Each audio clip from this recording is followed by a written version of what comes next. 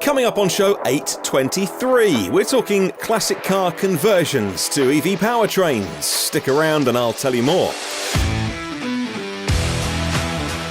Plus on the podcast today, a new Nio rolls off the production line. A bit more detail about the Lordstown Endurance pickup. Happy birthday Tesla Model S. And more fast charging in Spain. Well, good morning, good afternoon or good evening, wherever you're listening around the world. Welcome to EV News Daily. Here's what happened on Sunday, 28th of June. My name is Martyn Lee, and I go through every EV story so you don't have to. And if you don't want to support on Patreon, you definitely don't have to. But for those that do, I'm enormously appreciative. There are 235 patrons on the website, and if you're thinking, hang on a minute, that was 231 yesterday, we have some new names to read out. A new Patreon producer, Donald Rolls. Thank you, Donald. New Patreon producer, Bart Steyart, or Steyart.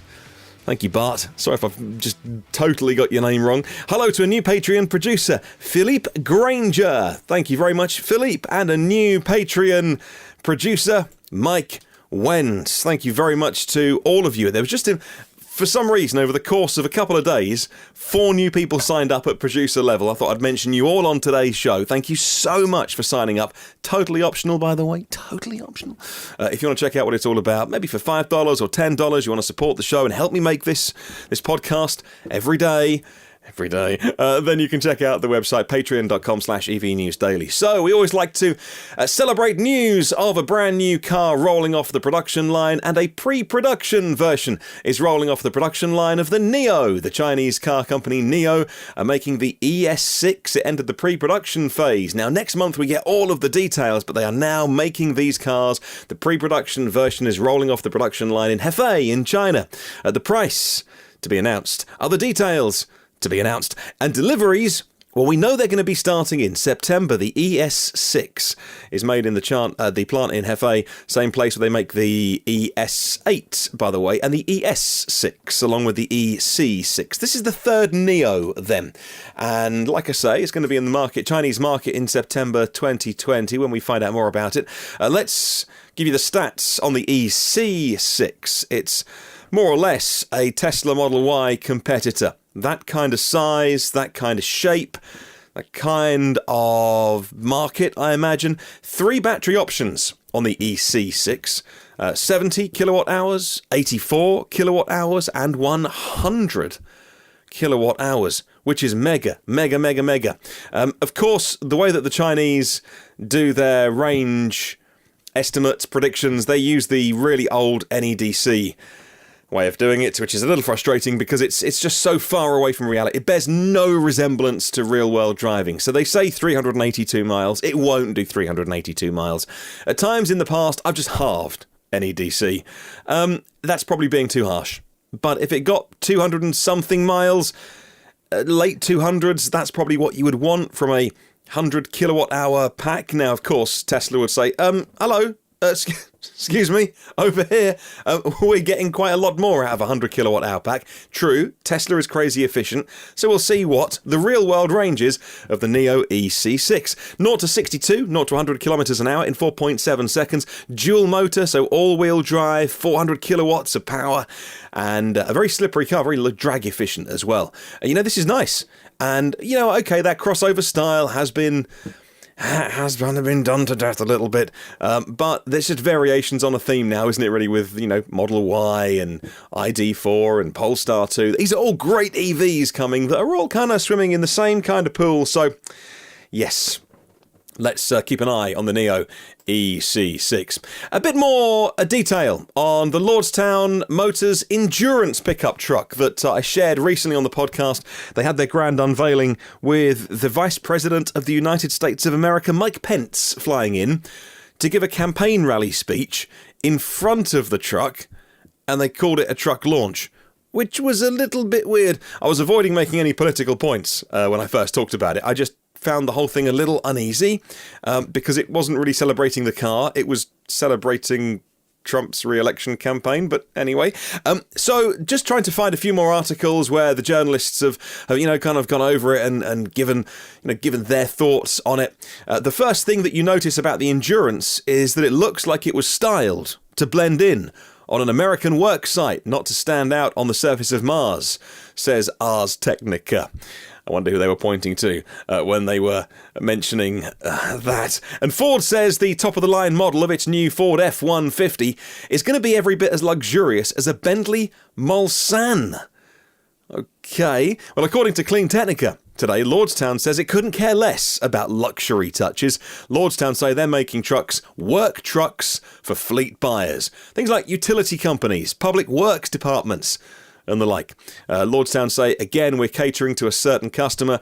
Commercial fleet customers, we don't have a leather seat option or anything like that. We focus on, let's make this a functional work truck that gets the equivalent of 75 miles a gallon. And that's what they do. They compare it in their presentation, in their slides. They do compare the Endurance to a Ford F-150, and they look at the purchase price being similar. But, if you own it for 5 years and do 20,000 miles a year, they're pointing out that actually you'll spend about $5,000 a year putting electricity into the Endurance electric truck and about $14,000 a year putting diesel into the Ford F-150, and maintenance being a lot less as well. It's a good point. I know that Lordstown has its detractors. I know Lordstown don't have the most amount of people working for them at the moment, and there's a fair degree of scepticism that they will get their EV out in the kind of numbers that they're talking about. Of course, good specs on it, 150 kilowatt charging, AC outlet, so you can charge run your tools when you're away from power. 14,000 expressions of interest, as I mentioned on the show recently, which is very different to hard orders. All they'll say is that the first 20,000 are spoken for. That is not people have laid their money down in full, non-refundable. That is the phrase spoken for. Okay, right, let's move on. Happy birthday, Tesla Model S, celebrating its 8th birthday. Now, one of the very first people to get one was early investor in Tesla, a chap called Steve Jurvetson. And Jurvetson, sorry, I messed that one up. Steve Jurvetson, and he's been on various kind of Tesla podcasts over the years and talking about Tesla and his experiences of that. Back in June 2012, they started production of the Tesla Model S. Now, there's a little video that he's put online today if you want to follow him or find him on his YouTube channel. I'll pop a link in the show notes. It's a couple of minutes long, and it's driving away the very first beautiful deep red. I'm not sure what the official corporate name was for that shade of red, but very deep red at first. Model S, VIN number 1, and of course the Roadster was the first one, but really the Model S was the first Tesla vehicle which was built from the ground up and really was such a crucial part in their plan to electrify transport. And if you want to have a look at those videos, there's pictures, I'll pop it in the show notes. Have a look and follow him on he's been tweeting about it as well. Wow, 8 years ago. In some ways it seems like 5 minutes ago, and in some ways it seems like 20 years ago, depending on how you're looking at it. If you do have, by the way, if you're listening to this podcast and you have an early Model S, I'd love to hear from you. I'd love to hear from people that have got kind of very interesting cars. I've talked to a few people that have listened to this show who've got Roadsters.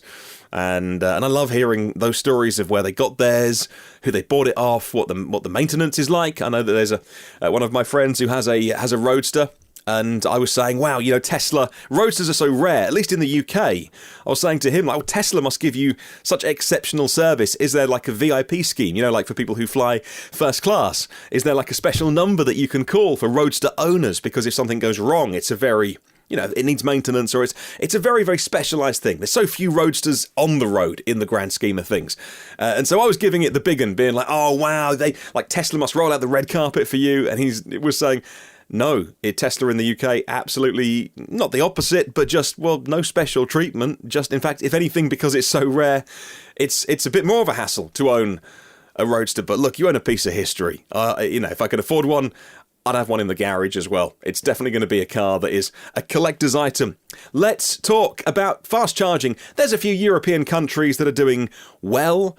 Countries like Norway, of course, that are way ahead with EV adoption. I've been to Norway once, 18 months ago, coming up to 2 years ago. I went to Norway. Didn't go to Oslo, but I went to many of the smaller places. Actually, we did a tour of the fjords, and it really is quite a thing to behold when 5 cars drive past you and they're all electric and you can't hear any combustion cars.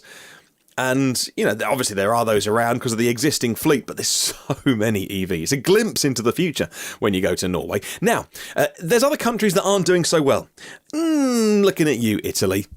Looking at you, Spain. Now, in Spain, Madrid is actually expanding their fast charging network, and that's a good thing. They're adding 12 new DC fast chargers, bringing the total number of rapid charging points in the Spanish capital to 45. Still not knock your socks off numbers, but 45 in Madrid is pretty good, and they want to increase it to 150 DC fast chargers by 2023. Again, these are not mega numbers, and there are certain countries that I think are playing catch up. Madrid should have DC fast chargers in the thousands by 2023 if they want to be serious about moving to electrification. Now, you may not know, on a Sunday night, at least it's nighttime where I am, every Sunday at 7 p.m, with a couple of EV buddies, I do a live YouTube show called EV Lounge Live.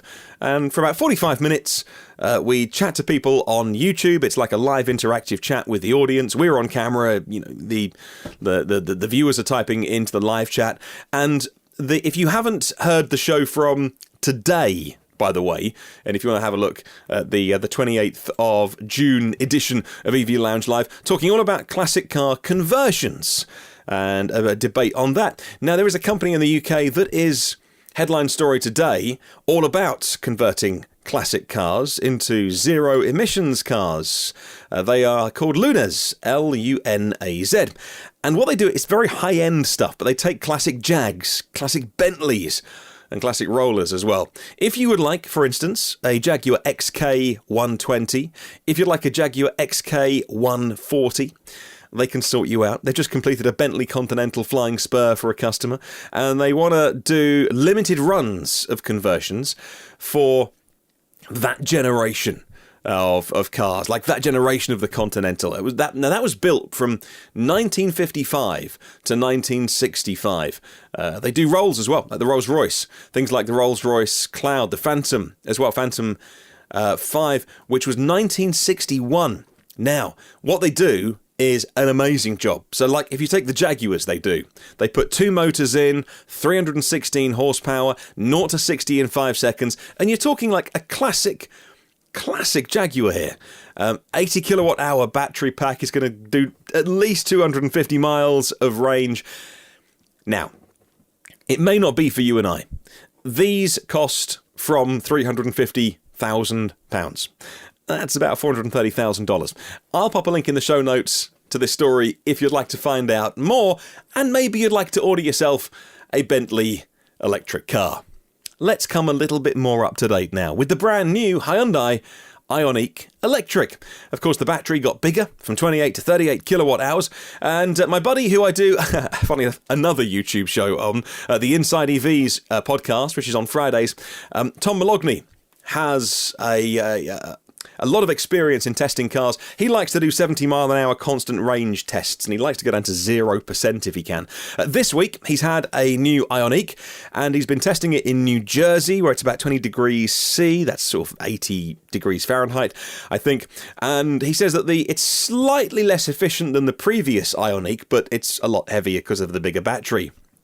EPA range on the Ioniq new one is 170 miles. However, when you fully charge it, it can show 180, even 200 miles, depending on how you've driven it recently. Now, Tom did a constant 70 miles an hour range test until the battery was fully depleted.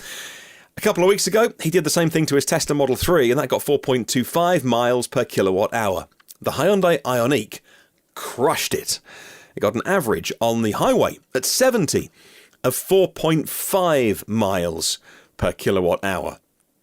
That's really impressive. He did 167 miles with 2% battery remaining, so with another 3.8 miles added on top. He likes to go down to 0, but doesn't want to run out on the turnpike, so he reckons about 171 miles at a constant 70 miles an hour. What are Hyundai doing? What are the Koreans doing with efficiency that nobody else is quite understanding at the moment? It's just witchcraft. Well done once again. The Kona, the e-Niro, the Ioniq. Really, really impressive efficiency on those. So I'll pop a link to Inside EVs into show notes. Right, final one, and Elon Musk has been hitting the email again. He says, well, if you believe what you read on the internet, the email has been leaked. Subject, title of the email, down to the last few days. To everybody from Elon. Date, June 29th. Breaking even, says Elon Musk. Breaking even is looking super tight. Really makes a difference for every car you build and deliver. Please go all out to ensure victory. Thanks, Elon. Not a man of many words when he's writing email. All his emails that are leaked are always very succinct. And one of those characteristic motivational emails has been sent to all employees to try and get them to go all out and to even break even. Wow, breaking even is looking super tight, which is like slightly mind-blowing for me because, well, the factory was closed because of COVID. And so it would be amazing if they can have any kind of respectable result this quarter. We will find out in the coming few days how many they delivered. Hey, answering question of the week this week. We were saying about green number plates or green stickers. What benefits should it get you? Michael Arbour says the green plates benefit is you wouldn't have to pay a emission charge driving into London or any of those big cities that are putting emissions charges in. Chris Avram in Australia. Liquid, petroleum, gas and hybrid and EVs have to have a sticker on the number plate for the emergency response vehicles, but we don't get special driving rights, though in Victoria we get a discount on annual registration plate fees. Alan Baker says the major advantage of having green plates is for emergency services because they can identify the risks, the car being fully electric. Richard S. Wiggins says, I'm a big fan of green number plates. The times I've been stuck in traffic in my Leaf and seen an old stinky diesel taxi using the bus lane makes my blood boil. Yes, even if you have to pay full price for parking, you should at least get to go in those privileged lanes. Dennis, the proud American, says, when it comes to green number plates, I think that they should be used in a way that's not too pushy, but they should definitely be visible. I think they should be on both plug-in hybrids and full EVs, because a lot of people aren't ready for full EVs. The more awareness, the better, he says, especially in areas where people are less likely to buy full EVs. Exposure is extremely important, since one day, not too far from now, everyone will be driving an EV, and they should just start now. Love it. Thank you for all of your responses this week on Question of the Week. I've actually reached the end of my list of questions that I've been stacking up. So I thought rather than just try and force it, we'll take a break for a week or two. So no Question of the Week this week. If you have any bright ideas or anything that you'd like to put to the audience, you're always, more than welcome to do my job for me is the phrase I'm looking for. But I didn't have a particular question to ask this week, so we won't do one. But maybe that'll come back in a week or two. You can always email the show about anything you like. I'd love to hear from you. Email at martynlee.com or leave a comment on the YouTube show. There are 235 patrons of the show now that keep me going. There are our premium partners, Phil Roberts of Electric Future, Brad Crosby, Avid Technology, Brightsmith Group for Clean Tech Talent, Porsche of the Village in Cincinnati, Audi of Cincinnati East, Volvo Cars of Cincinnati East, NationalCarCharging.com and AlohaCharge.com. Hello to my partners of the show, OEM Audio of New Zealand and EVPower.co.nz. Paul O'Connor is a partner. Hello to TryEV.com. Hello to Gareth Hamer. Hello, Gareth. E-Mobility Norway. You've got to get him on the podcast as soon as possible now that COVID's all over. Bob Boothby should be opening up soon. Fingers crossed. I'll get in touch with him. I'll WhatsApp him and see what he's up to. Millbrook Cottages and Elopement Wedding Venue is a partner of the show. And ev-resource.com.